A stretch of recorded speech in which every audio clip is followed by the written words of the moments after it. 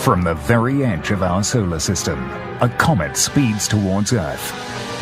It cuts through the atmosphere and plunges into the Pacific Ocean near San Francisco, creating a blast more powerful than any thermonuclear weapon. Anyone who's outside would essentially be vaporized almost. It causes a mega tsunami that devastates America's west coast.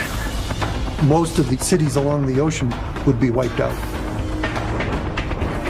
Over billions of years, comets have struck our Earth countless times. And it could happen again. If it's a large comet, frankly, I'm not sure we could do anything about it. Through history, comets have been seen as bad omens. People believed a comet heralded the assassination of Julius Caesar, and another foretold the Black Death in medieval England. During the Middle Ages, comets were thought of as warning signs, missiles shot at a sinful Earth from the right hand of an avenging god. Some cultures depicted them as blazing swords, slashing the nocturnal sky as an expression of divine wrath. But by the 17th century, astronomers were beginning to understand the true nature of comets as physical objects rather than supernatural creatures or apparitions. Using Isaac Newton's principles, astronomer Edmund Halley calculated the orbits of 24 comets. Halley was the first to note, along with his colleague Newton, that comets are celestial objects. They're in orbit around the sun just like the planets, except they're on very elongated orbits, so they can cross the Earth's orbit once on the way in and once on the way out. Halley boldly announced that 3 of them, seen in 1531, 1607, and 1682, were in fact the same comet on its periodic visits to Earth. He predicted that the comet would return every 76 years, and he was right.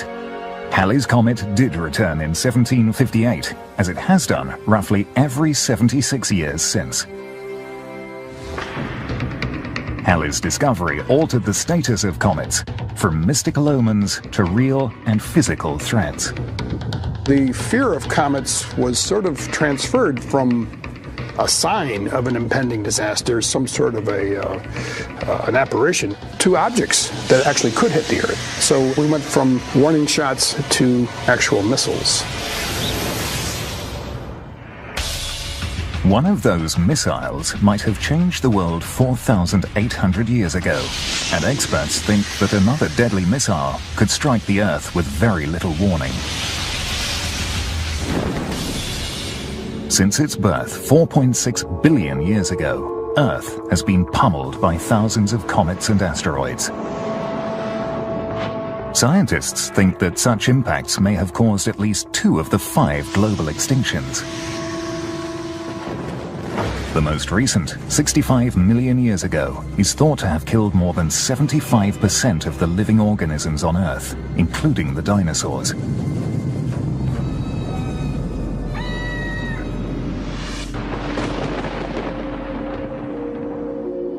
These major cosmic strikes seem to occur at very long intervals.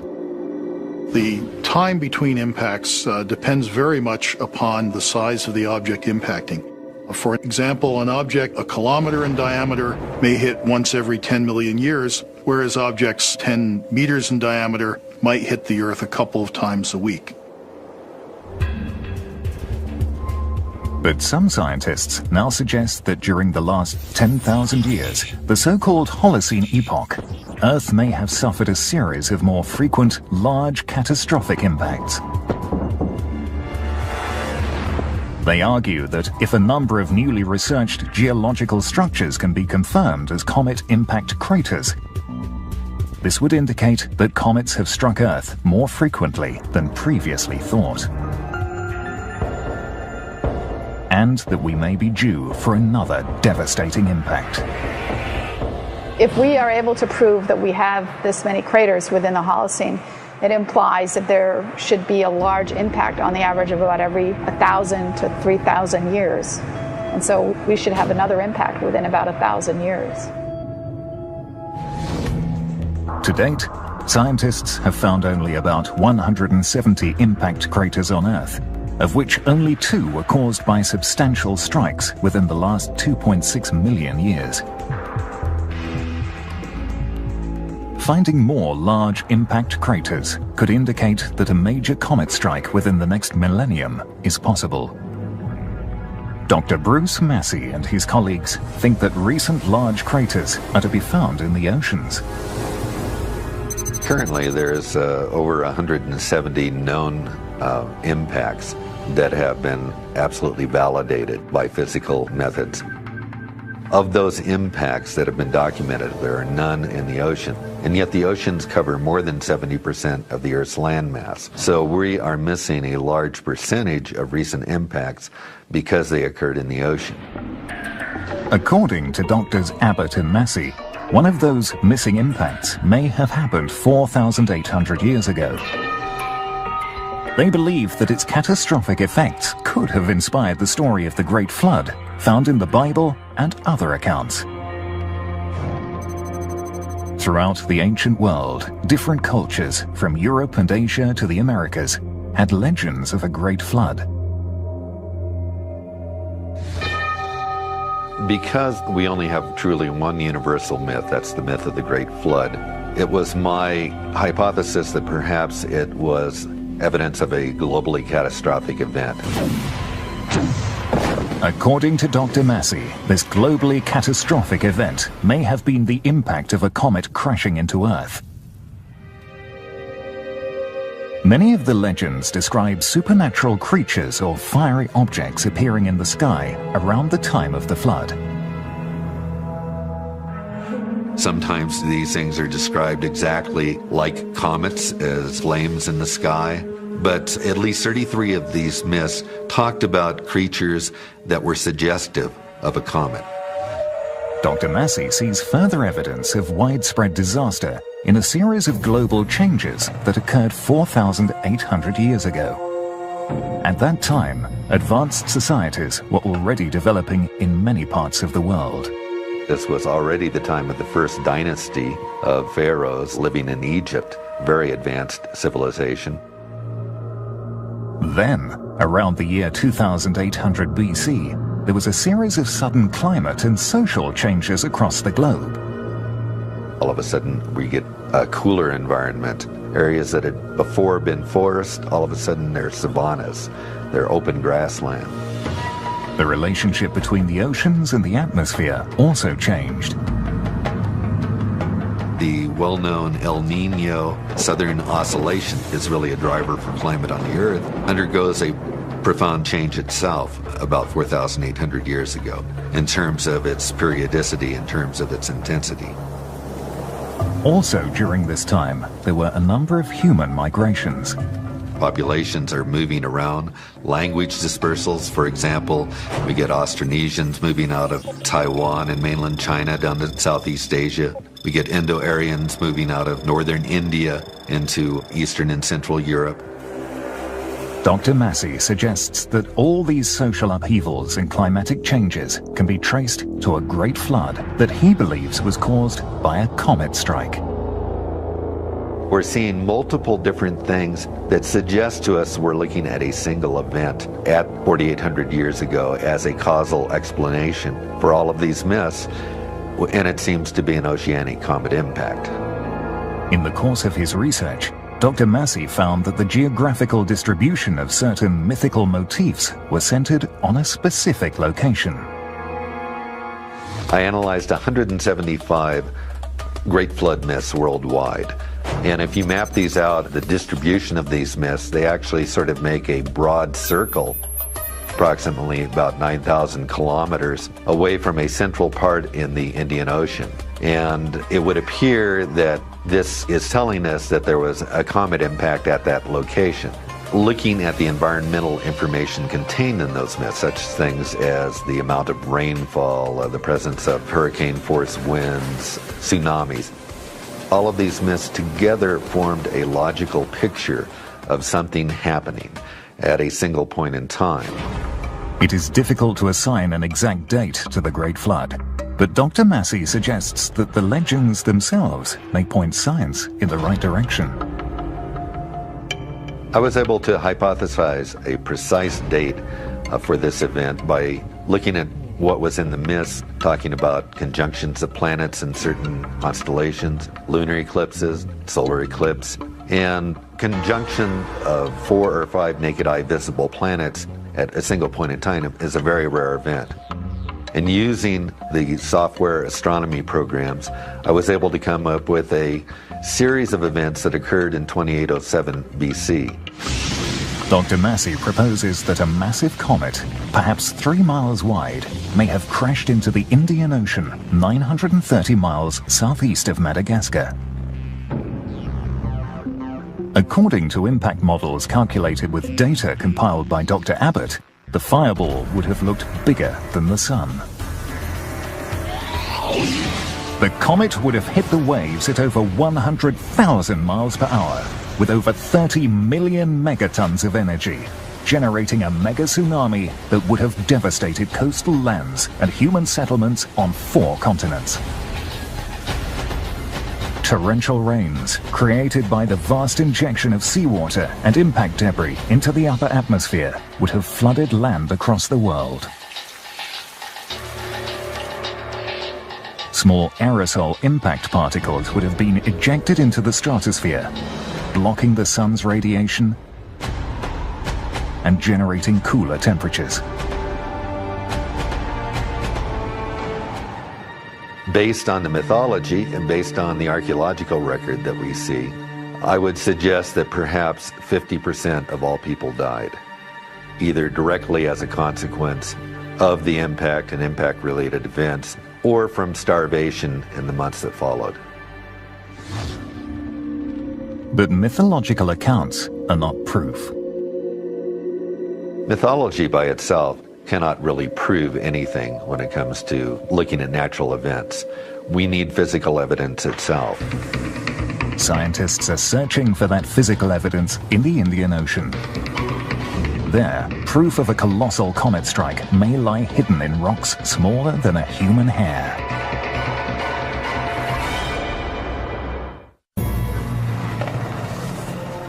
Some scientists think that a massive comet could one day strike Earth, causing a mega disaster. It could have happened before. 4,800 years ago, a comet may have killed more than 50% of the Earth's population. Ironically, many experts believe that comets may have brought to Earth the basic elements that make life possible. During the time it was being formed, the planet was very hot and very dry. So the question that has long puzzled scientists is, where did our water come from?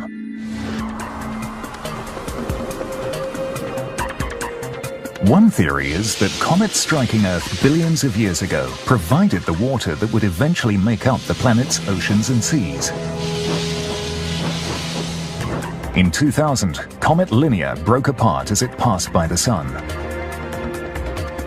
Infrared spectrum analysis revealed that the comet was probably made up of water in the form of ice. Some scientists believe that comets may have also dispersed complex organic molecules that could have become the first cell membranes on Earth. Comets came in and provided much of the water that's in our oceans today and much of the water that's in our bodies today. And comets may also have brought to the early Earth much of the carbon-based molecules that is necessary for life. So without cometary bombardments, it's unlikely that life would have formed on Earth. And so we owe our very existence to these objects. From the time they were formed, 4.6 billion years ago, comets and asteroids have crashed onto Earth and its moon countless times. Though the moon's cratered surface bears witness to that violent past, Earth's impact craters are less apparent. In the course of time, the Earth has actually suffered more impacts than the Moon has because it has a bigger area than the Moon does. But we see many fewer craters on the Earth. That's because erosion, tectonics, all these processes that are so active on the Earth but lacking on the Moon, have erased the craters. Even on dry land, craters are difficult to identify. Impact craters are one of the rarest of the landforms on the Earth. In fact, only about 170 bona fide impact craters are recognized on the Earth. Of these 170 impact craters, none is located in deep ocean waters, even though oceans cover 70% of our planet's surface. But there may be a number of missing craters on the seafloor.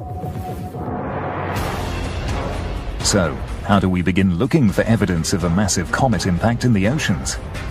Scientists are tackling the search on many fronts.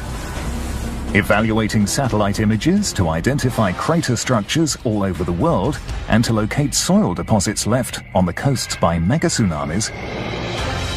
Studying computer models to predict the possible effects of oceanic impacts. Using telescopes and space probes to study comets and learn about their composition and life cycles. And analyzing seafloor and coastal sediment samples under electron microscopes. Dr. Abbott began her search for evidence of this catastrophic comet impact in the Indian Ocean. One reason why I focused on the Indian Ocean was because of Bruce Mass's work, where he's compiled oral histories, and what he determined was that the center of this large deluge event was in the Indian Ocean. The first physical evidence of this alleged crater was found not in the ocean itself, but on the beaches of Australia and Madagascar. Massive sedimentary deposits called chevrons, some of them the size of Manhattan. The chevron dune is almost like swash on a beach. You know, you get a wave coming in and it leaves an outline. They're roughly V-shaped.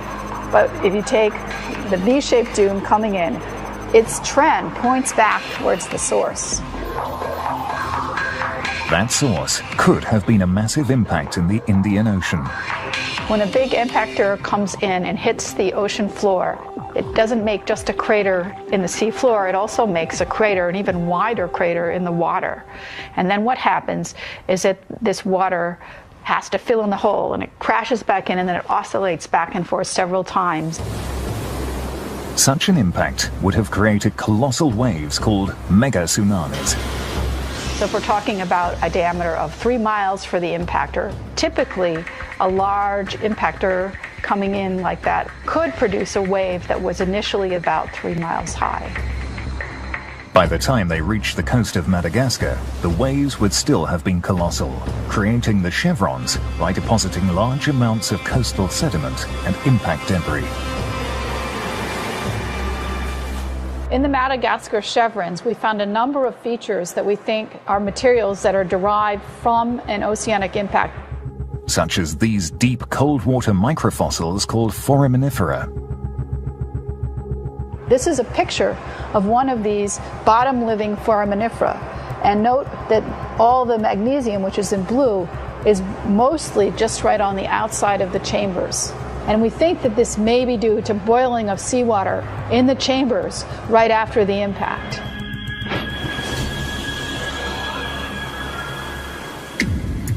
But where in the Indian Ocean is the impact crater itself? Satellite imagery may provide the answer. The surface of the sea roughly follows the profile of the sea floor. Underwater seamounts and depressions affect the gravitational pull of Earth on the ocean surface. So we can find holes in the sea floor by measuring the profile of the sea surface with satellites. I took the chevron dunes and I used their trends to look for possible craters. The direction that the chevron dunes point converges very closely on a location where you have a hole in the ocean floor, a nice round hole.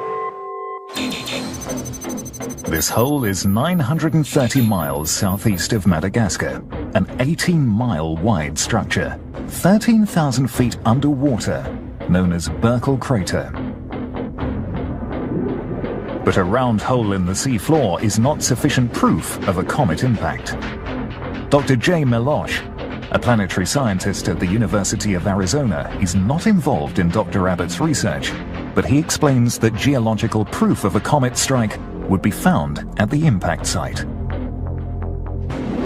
When a comet strikes the Earth at, say, 30 miles a second, it causes huge pressures. In the process of hitting the rocks, those rocks are changed in a way that no other process on the Earth can. If we can find that changed mineral in the impact site, we're sure that it's an impact. Ships crisscross the world's oceans, gathering deep seafloor samples. Every one of those red dots represents an area where scientists have collected deep-sea core samples, soil samples extracted from beneath the ocean floor. Thousands of these cores are stored at the Lamont Doherty Earth Observatory in New York. This core is from the southwest Indian Ocean. It's from the vicinity of Burkle Crater, and you can see that it's a fairly dark color. The dark color is because it's from quite deep water, about 4,800 meters deep. This is enough, I think. Okay, so you want me to look for splash? Dr. Abbott analyzes the seafloor samples under a scanning electron microscope with Drexel University's Director of Microscopy, Dee Brager. When comets or asteroids hit the bottom of the sea, they tend to vaporize or melt material either from the rock that they've hit or the impactor itself, which condenses into submicroscopic splashes of metal that are shot into grains of sediment, into microfossils, into whatever is down there at the bottom of the sea in microscopic amounts. What we found in this sample were little bits of crushed rock. These pieces of rock looked as if they'd been hit with a hammer. And then on the rock, we found tiny bits of metal, nickel-rich metal. And nickel is not very common on the Earth, so we think that this nickel is bits of the impactor that were vaporized. I don't necessarily see splash yet. Still, Dr. Abbott needs more evidence to prove that Burkle Crater was created by a comet impact. What we hope to learn from this piece of deep-sea sediment is what's the source of the impact that produced Burkle Crater. We really don't know enough about comets and asteroids to be sure right now if we can tell. We may not know enough about comets, but we know they're out there, on the fringes of the solar system. Billions of them. And they are just waiting for a passing star's gravitational force to launch one on a collision course with Earth.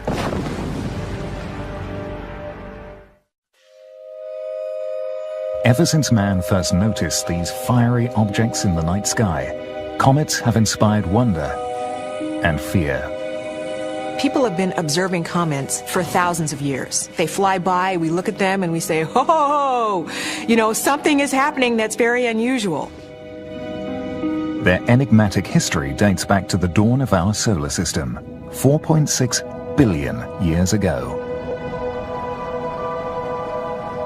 Our solar system emerged from a cloud of gas and dust in motion.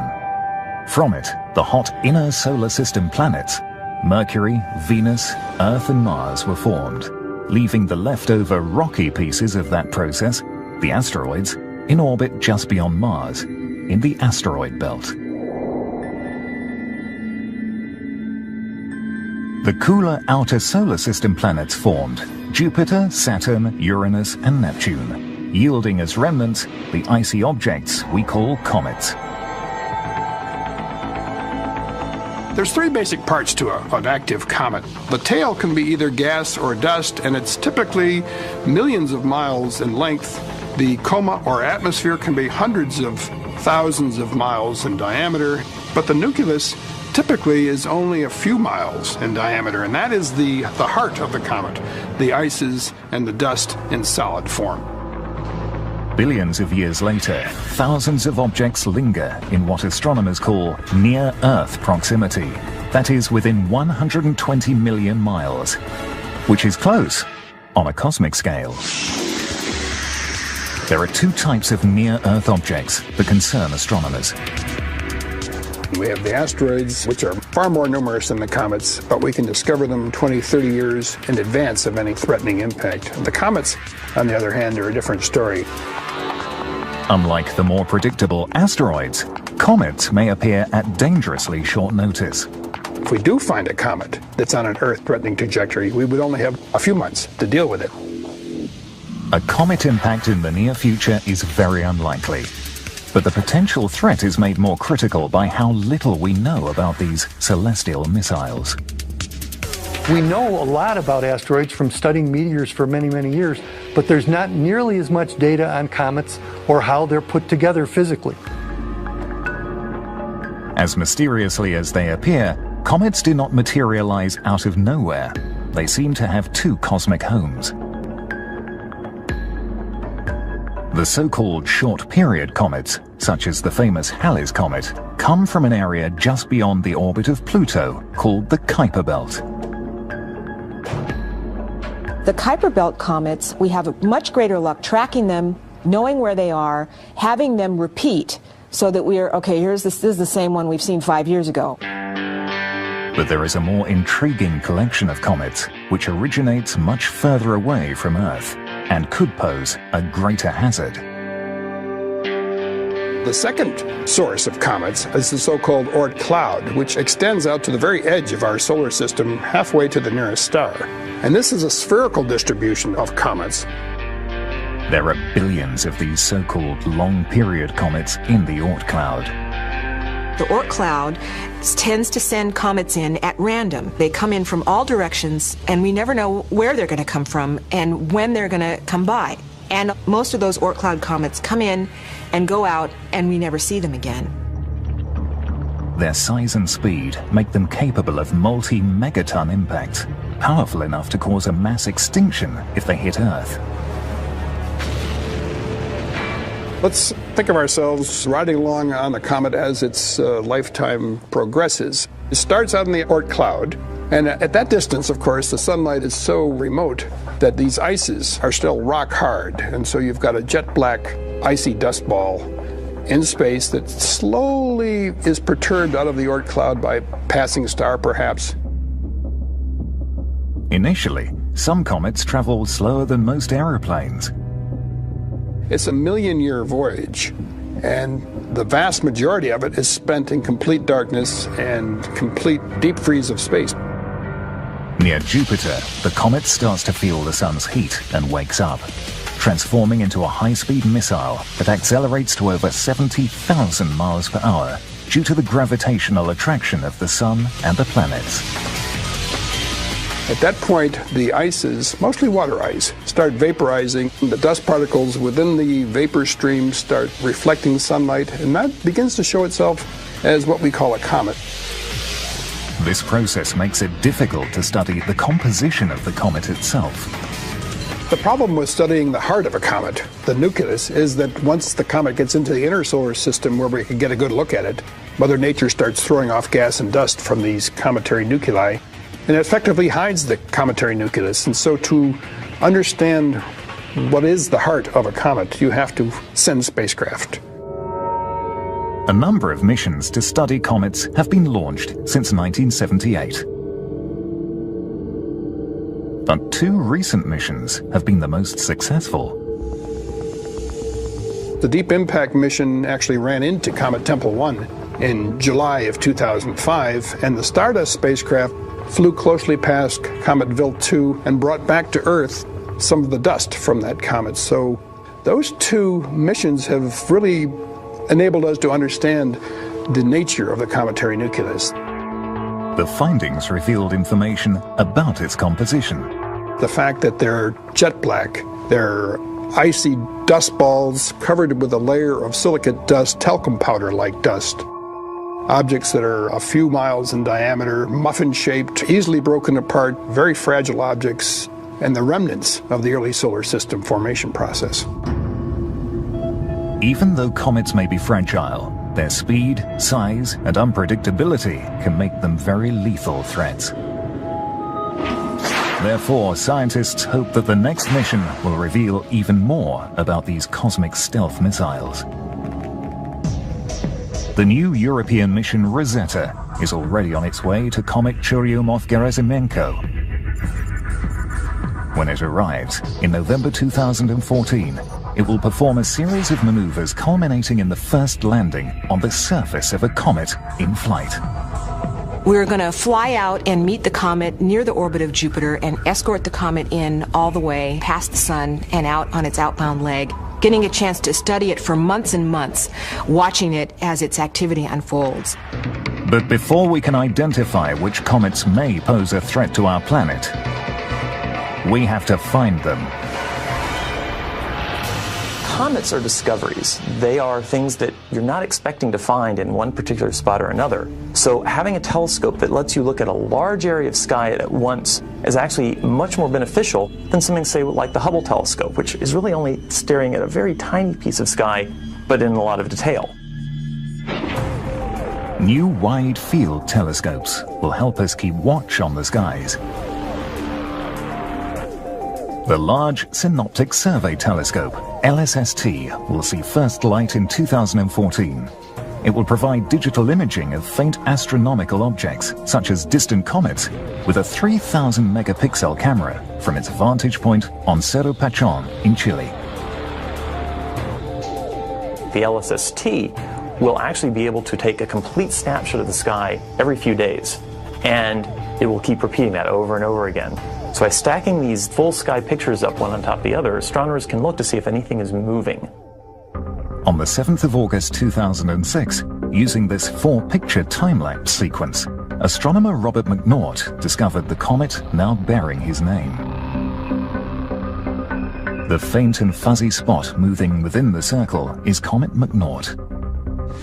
Once we find these objects in the inner solar system, we have to compute orbits for them to be able to predict where they'll be in the future.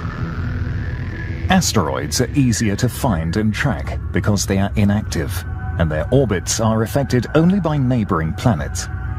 Comets, on the other hand, have an additional problem with them because when they get into the inner solar system, they start thrusting toward the sun, and that pushes the comet in the opposite direction. This may modify their trajectory as they fly, like a rocket engine might, making it difficult to calculate their orbits accurately. Another problem is that comets are virtually invisible until they reach Jupiter and start ejecting gas and dust. And it only takes 9 months to get from the orbit of Jupiter to the orbit of Earth. It would take a few months to determine its orbit and to determine that it is a threat, and then we'd only have a couple of months to do something about it. It could be worse. Some comets are discovered closer to Earth. Comet McNaught was spotted in August 2006, only 4 months before it passed by Earth's orbit in November that year. Scientists are working on ways to deflect or destroy an asteroid on a collision course with Earth, from nuclear weapons to gravity tractors. But today, there is little we can do to defend ourselves against an incoming comet. In the unlikely event that we do find a comet that's on an Earth-threatening trajectory and it's large, say 2 miles or larger, there's not a great deal we can do, frankly. That's the bad news. The good news is it's not very likely to happen. To date, David Levy has discovered 22 comets from his observatory in the Arizona desert. Every time a comet is discovered, there's always a little hiccup that happens. Is this comet one that can endanger the Earth? The one that I found a few months ago is one that comes by every 5 years. And there's a chance that at one of its passages, it could threaten the Earth. We're not sure about that. We don't know it as well as we'd like to. In 1992, Levy, together with Eugene and Carolyn Shoemaker, discovered the now famed Shoemaker-Levy 9 comet that collided with Jupiter in 1994. The important thing to remember about comets is that they're like cats. They both have tails, and they both do precisely what they want to do. In some ways, comet hunting is an art, not a science. From the Indian Ocean 4,800 years ago to the Pacific coast of San Francisco today, we can only imagine what a large comet strike would unleash if it happened now. There's no doubt that there's going to be dramatic effects on the Earth, on the Earth's surface, on the climate, and that are going to affect life. A 3-mile wide comet strike could kill millions of people. Exactly how that would happen is hard to predict. Fortunately, we've never seen a large comet strike the Earth.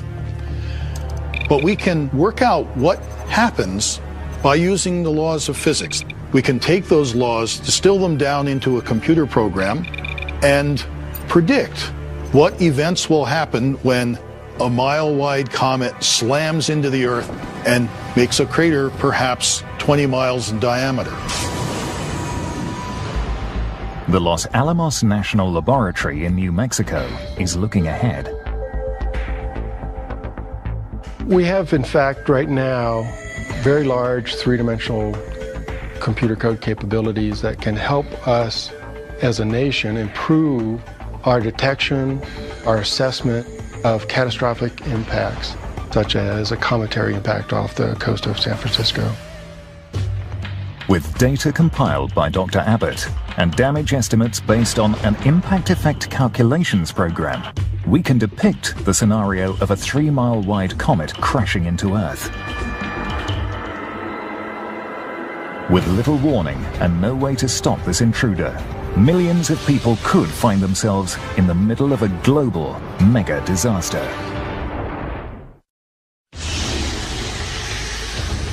Could a massive comet crash into the Earth again? This science fiction scenario could become a devastating reality. Based on data gathered by Dr. Dallas Abbott and calculations performed with the University of Arizona's Impact Effect Calculator program, it might unfold like this. A comet started its journey millions of years ago on the distant edge of our solar system. It is now near Jupiter. The stealthy ancient traveler, awakened by the approaching sun, starts jetting dust and gases from its icy nucleus. It is 4 months away from its target, Earth.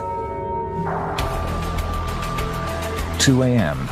at the Mauna Kea observatories in Hawaii.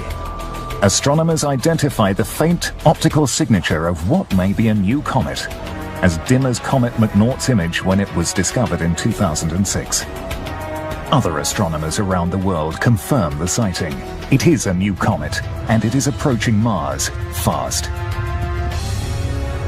The Minor Planet Center in Massachusetts begins to calculate its orbit. It will take scientists at least a couple of months to calculate whether it could hit Earth.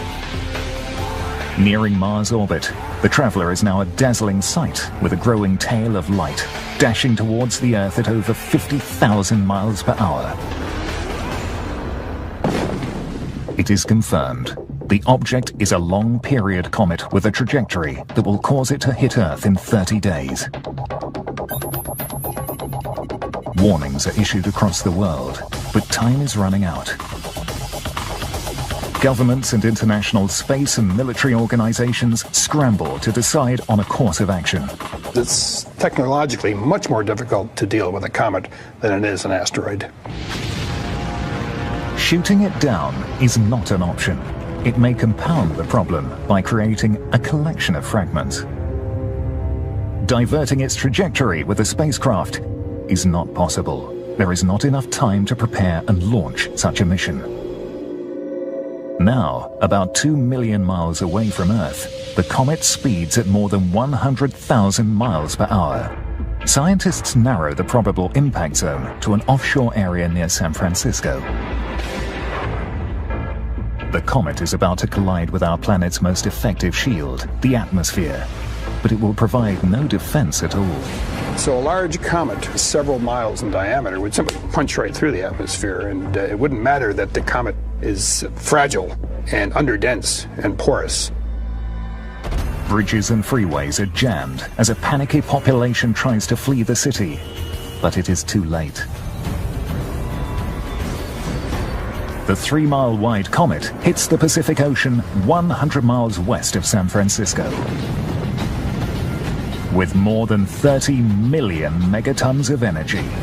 When it impacts the ocean surface, it is going to essentially vaporize the water almost immediately. The impact unleashes a blast of thermal radiation towards the city. You're talking about minimum of temperatures around 1500 Kelvin. So anyone who's outside when that event occurs would essentially be vaporized almost.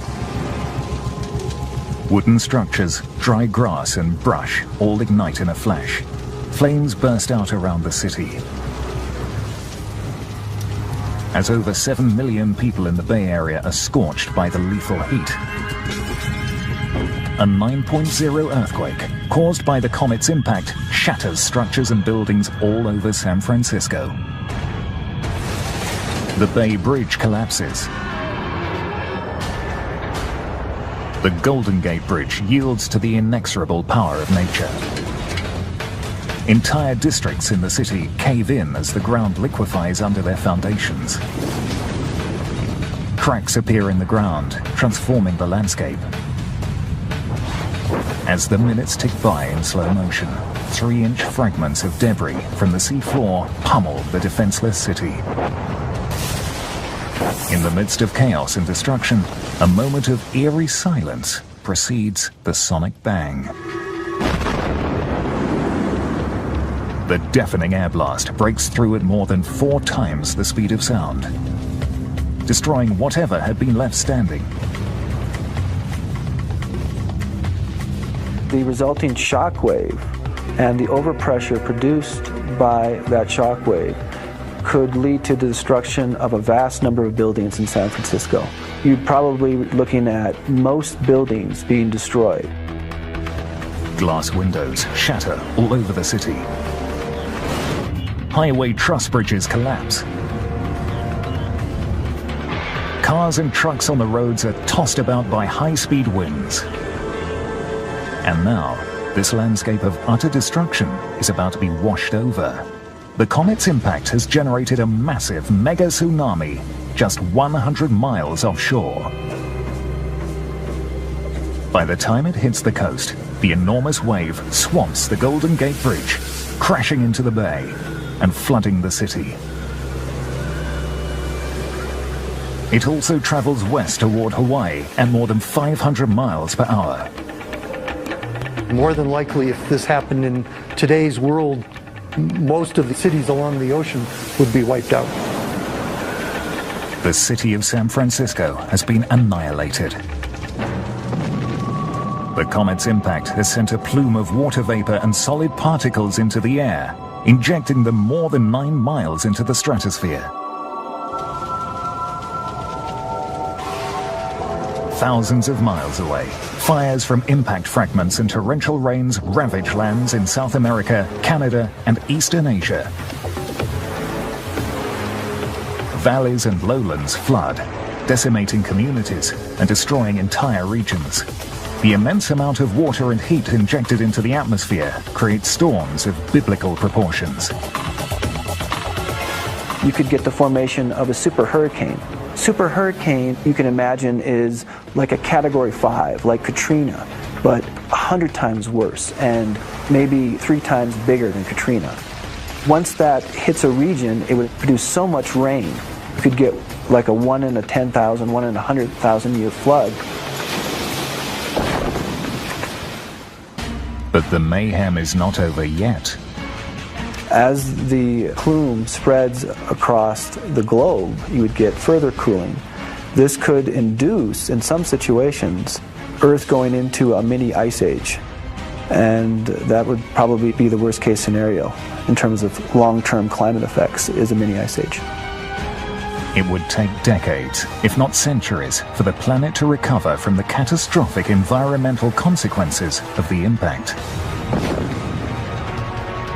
As we did 4,800 years ago, humankind would probably survive this global disaster, but the world would never be the same.